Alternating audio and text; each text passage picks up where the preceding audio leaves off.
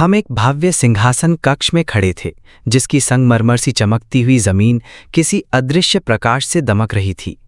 हमारे सामने ऊंचे मंच पर बैठा था एक व्यक्ति, जिसे देखते ही कोई भी समझ जाता ये राजा है। वो हमें, रियोतो, आओई, तामाकी और मुझे ऊपर से देख रहा था। उसकी आंखों में थकावट थी और चेहरे पर उलझन की परछाई।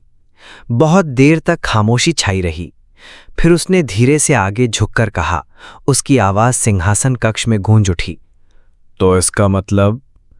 उसकी कांपती उंगली तीनों की ओर उठी। तुम तीनों हो नायक? उसकी नजर रियोतो, आओई और तामाकी पर फिसली। तीनों में एक खास किस्म का आत्मविश्वास था। फिर उसकी नजर मुझ पर पड़ी। मैं उनसे थोड़ा दूर खड़ा था, चुप पर शांत। और तुम बस एक साधारण व्यक्ति जो उनके साथ गलती से बुला लिया गया? लगता तो वैसा ही है, मैंने मन ही मन सोचा, चेहरा बिल्कुल निर्विकार बनाए रखा। राजा गहरी सांस लेकर फिर से अपने सिंहासन में धंस गया। उसके हाथ उसकी ठुड्डी पर टिके रहे। पर ऐसा कभी पहले नहीं हुआ। लेकिन तभी उस सन्नाटे को एक कंकड़ सी उछलती हुई आवाज चीरती है। हे रोज! एक चमकीले सुनहरे बालों वाली लड़की, जिनके ट्विन टेल्स किसी उगते सूरज की किरणों जैसे थे, सिंहासन के पीछे से उछलकर सामने आई। उसकी मुस्कान इतनी तेज थी जैसे सूरज को सीधी टक्कर दे रही हो। मैं हूं इस राज्य की पहली राजकुमारी और मैंने ही तुम्हें यहां बुलाया है। उसने घमंडी अंदाज में कमर पर हाथ रखा और एक विजयी मुद्रा में खड़ी हो गई।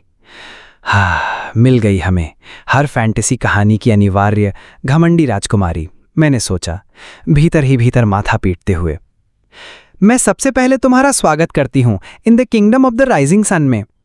उसकी आवाज अचानक गंभीर हो गई। इस दुनिया में 3 जातियां हैं, मानव, अर्धमानव और राक्षस। हम मानव काफी समय से राक्षसों से लड़ रहे हैं। हाल ही में एक राक्षस सम्राट ने अपनी राक्षसी जाति के लिए एक साम्राज्य बना लिया है और वो अब हमारे क्षेत्रों पर आक्रमण कर रहा है। फिर वो गर्व से बोली, हमारे मित्र राष्ट्र मकड़ एम्पायर ने दूसरे देशों से नायकों की मदद मांगी, लेकिन नायकों को केवल राजघराने की महिला ही बुला सकती है, यानी सिर्फ मैं। उसकी आंखों में एक सपना चमक उठा। मेरा प्लान है हर देश में बुलाए गए नायकों की एक सेना बनाना, सबसे ताकतवर, सबसे प्रशिक्षित, और फिर हम मिलकर राक्षस सम्राट को हरा देंगे। उसने एक आत्ममुग्ध मुस्कान दी, मानो उसने पूरी दुनिया जीत ली हो। एक पूरी आर्मी नायकों की?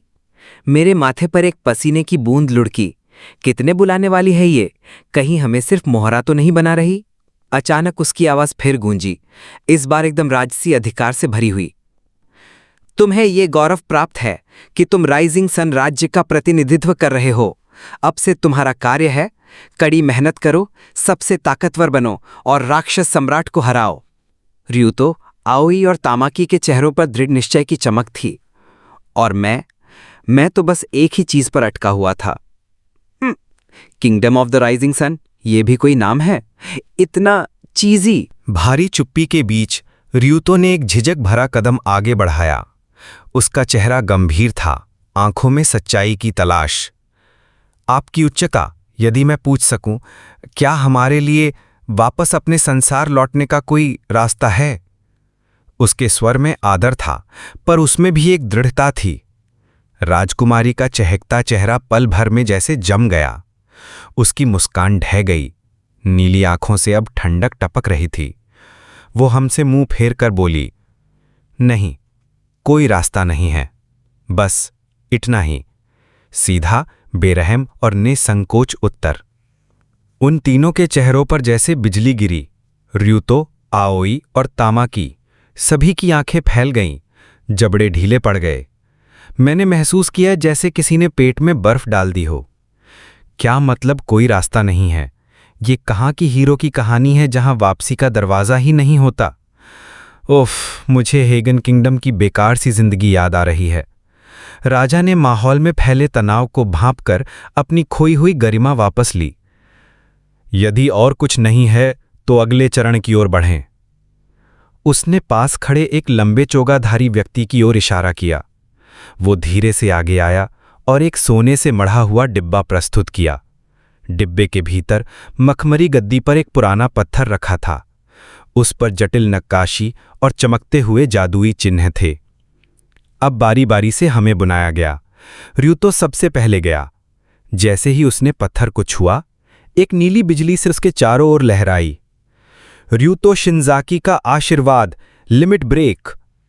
आओई ने हाथ रखा। एक सौम्य घी हरी आभा में वो नहाई। आओई सोगाई का आशीर्वाद, बैरियर कॉन्जरेशन। तामाकी की बारी आई। उस पर एक सुनहरी चमक बरसी, जादू से ओतप्रोत। तामाकी कारासावा का आशीर्वाद, मैना अफिनिटी। फिर मैं आया। मैंने एक गहरी सांस ली, बाहें सीने पर बांध रखी थीं। चलो देखते हैं मुझे क्या मिलता है। मैंने हाथ बढ़ाया, पत्थर छुआ। कोमल पीली रोशनी हाथों से फूटी, बहुत साधारण, न कोई धमाका न कोई गरज। इनोरी ताकाफुजी का आशीर्वाद, डिटेक्शन। डिटेक्शन? मैंने खुद से बुदबुदाया। सिंहासन से राजा ने चैन की सांस ली, जैसे किसी चिंता से मुक्त हुए हों। तो इसमें भी कोई आशीर्वाद है? अच्छा है। बस डिटेक्शन। मैंने तीनों की ओर देखा, लिमिट ब्रेक, बैरियर, मैना एफिनिटी। और मेरे पास कोई चोर किस्म का जासूसी वाला स्किल। कहीं मुझे गलती से तो नहीं बुला लिया गया? इसके बाद हमें शारीरिक और जादुई परीक्षा में डाला गया। शारीरिक परीक्षण एक धूल भरी मैदान में हुआ। रियूतो ने वहां कहर ढा दिया। उसकी लिमिट ब्रेक ने उसे राक्षस बना दिया था। एक ही घूंसे में मोटे खंबे टूट जाते। आओई और तामाकी जादू में अव्वल रहे, जैसे उनकी उंगलियों से मंत्र बरसते हों। और मैं दौड़ में सबसे पीछे धूल फांकता रहा। जादू में शायद औसत भी नहीं। मैं एक कहानी का हिस्सा हूं, या बस एक एक्स्ट्रा जो गलती से मंच पर आ गया। तामाकी ने जादू का प्रदर्शन इस तरह किया जैसे कोई बच्चा खिलौने से खेल रहा हो। बिना किसी जोर जबरदस्ती उसकी उंगलियों से जादू की लहरें निकलती रहीं। वो सहज थी और असाधारण। और मेरे पास थोड़ी बहुत जादू की शक्ति थी। उफ! मैंने एक छोटा सा प्रकाश गोला बनाने की कोशिश की, लेकिन वो टिमटिमाया, फिर फुस, मेरे हाथ में ही बुझ गया। न नियंत्रण था, न कोई पोटेंशियल। कम से कम प्रशिक्षकों की यही राय थी। शारीरिक रूप से भी मैं कुछ खास नहीं था, बल्कि ऐसा लग रहा था जैसे धरती पर मैं पहले से बेहतर था। जब बाकी सब ने अपनी दौड़ खत्म की, तब तक मैं तो हाफ कर घास पर गिर चुका था और फेफड़े जैसे आग पकड़ चुके थे। थोड़ा सा शर्मिंदा महसूस हुआ। लड़कियों से भी पिछड़ गया था मैं। क्या हीरो की दुनिया में भी मैं वही असफल आदमी ही रहूंगा? रात को हमें रियोतो के कमरे में बुलाया गया। कमरे में घुसते ही मन में पहला ख्याल आया, इसका तो मेरा डबल साइज है यार। मैं चुपचाप एक कोने में बैठ गया, लेकिन तामाकी ने तुरंत मेरी ओर इशारा किया। ये भी? उसने रियोतो से पूछा, जैसे मैं वहां था ही नहीं। वो तो बस एक नॉर्मल बंदा है, हम हीरो हैं, वो नहीं।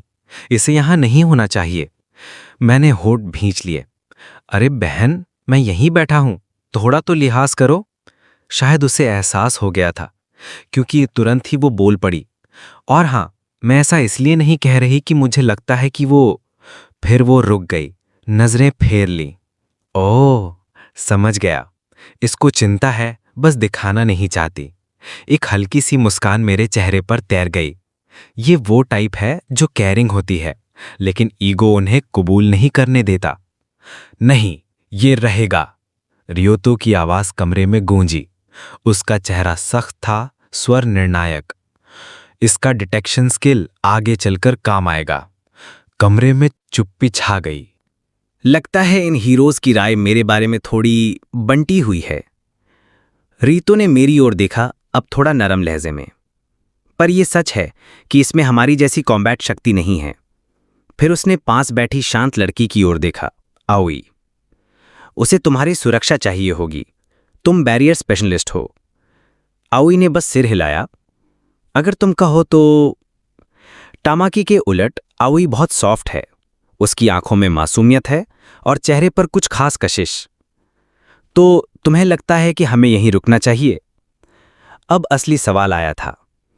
रियूतो कुछ क्षण रुका। मैंने एक एक कर सबके चेहरे देखे, र्यूतो, आउई, टामाकी। फिर र्यूतो ने कहा, बिल्कुल, अब तक तो ये लोग हमारे साथ अच्छे रहे हैं। लेकिन क्या दुनिया सिर्फ अच्छाई से चलती है, या हर मुस्कान के पीछे कोई राज छुपा होता है? बाकी तीनों र्यूतो की बातों पर विचार कर ही रहे थे कि मैंने सोचा अब वक्त आ गया है थोड़ा इंटरवीन करने का। मैंने मेज से एक साधारण स्टूडेंट नोटबुक उठाई, आराम से, जैसे कोई बड़ी बात नहीं। मैं उसे खोलकर सबके सामने किया। चेहरे पर वही शांत सा भाव, एक हाथ से ठोड़ी छूते हुए कहा, हमें यहीं रुकना चाहिए। स्वर नरम, सहमति भरा। पर असली बात उस खुले पन्ने पर लिखी थी। हम पर नजर रखी जा रही है, कोई भी ऐसी बात मत बोलना जिससे शक हो। तीनों की आंखें चौंधिया गईं। आओई ने हल्की सी चीख दबाई, उसका हाथ अपने मुंह पर चला गया। तामाकी और र्यूतो झुककर नोटबुक की ओर देखने लगे, चेहरों पर हलचल साफ थी।